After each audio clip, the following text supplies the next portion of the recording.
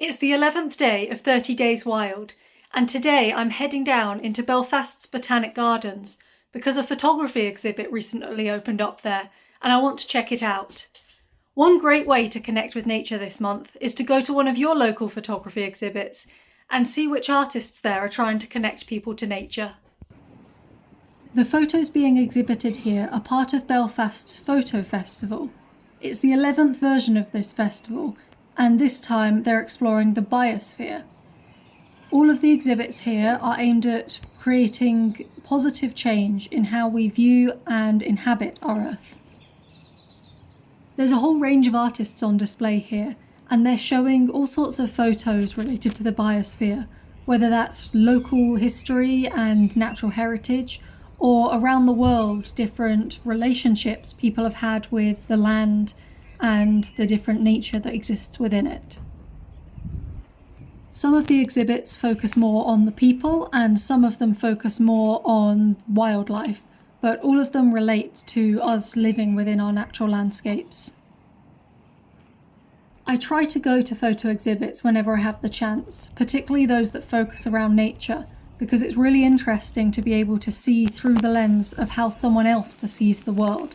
The last one that I went to was the Wildlife Photographer of the Year, and it was really fascinating to see these natural images captured in slightly different ways than I would look at them. I was particularly interested to see the exhibit called Narrow Valley, which focuses on how ecosystems die and are reborn, so trees returning to the earth and then new trees sprouting up. The reason that I was so interested is because I was actually out in the location with them while they were taking some of these photos. So I actually have some of my own photos from the same day. And it was really interesting to see how they took the photos and the natural landscape that I was looking at and created art out of it. The setting was particularly interesting as well.